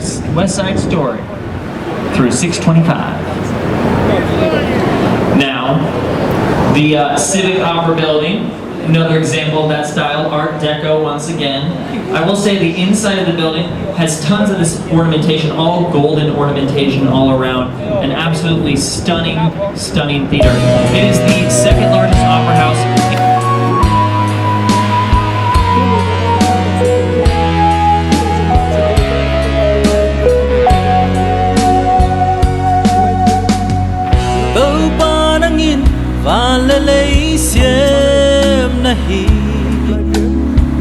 Ganun ta na zong nangahi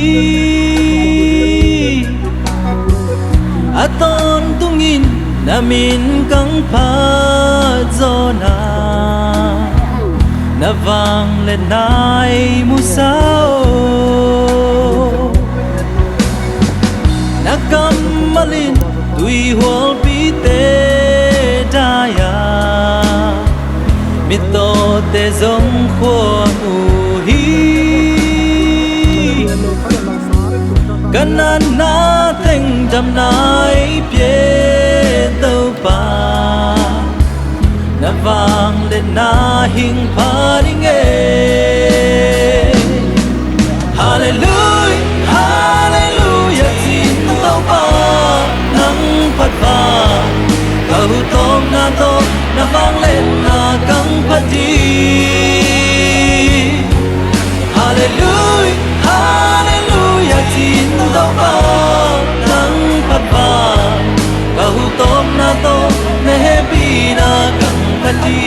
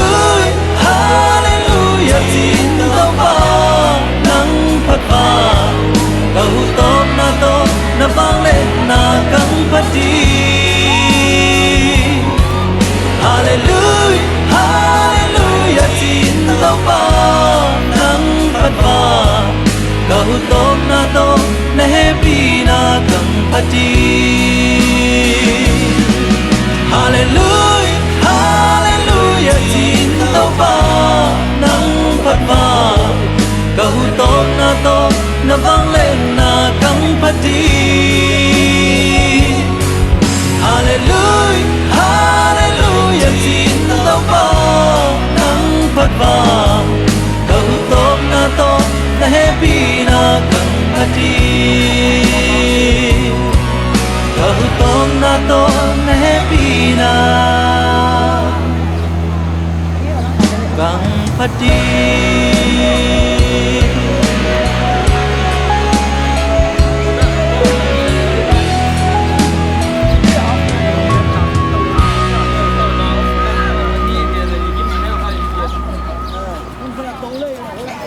Này shop sắt về về rồi.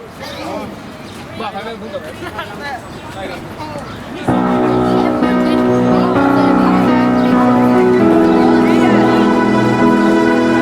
Cả vấn đề yêu đã khoan diễn lâm pì hình tang tu đi xin cái câu ý sen mang xiang chuối nghẹt bia hi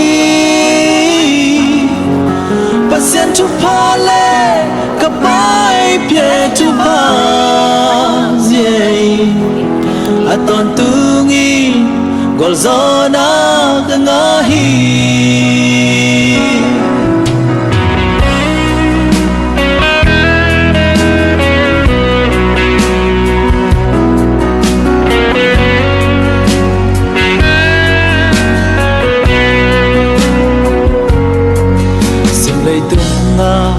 mi ra tâm mong vangi gặp ai ra quay má đây dấu lâu lời tung khoa gì ni cả và coi na muna sen mang xiang chu pai luôn bia hi cả vấn đề đã khoan diễn lâm vì hình tang từ đi chín khi câu ý sen mang xiang chuối nghẹt bia hi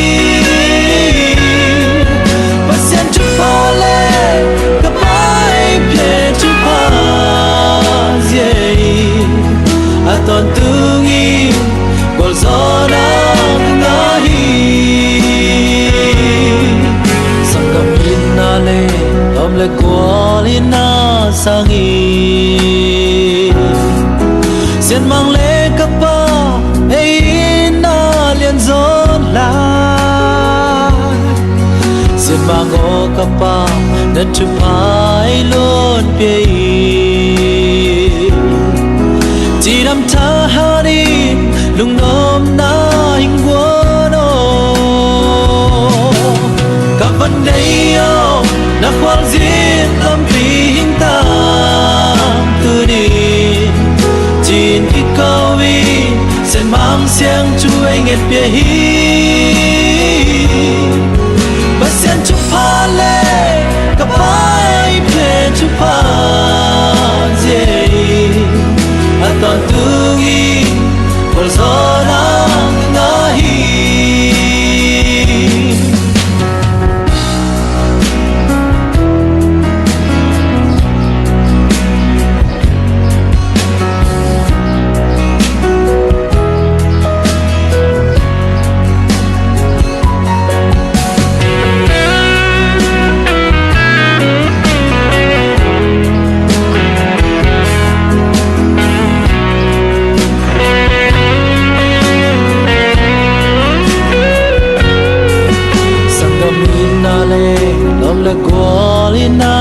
sang y sen mang lê cấp ba ấy na liền gió la sen mang ô cấp ba đất chụp hai luôn bê chỉ đam tha ha đi lung nôm na hình quân gặp vấn đề yêu đã khoan diễn làm vì hình tang từ đi chín khi câu ý sen mang xiang chuối nghẹt bia hi và sen chu pha lê cả bài bia chu pha dễ à toàn tư nghi còn gió đang ngã hi gặp vấn đề yêu đã khoan diễn làm vì hình tang từ đi chín khi câu ý sen mang xiang chuối nghẹt bia hi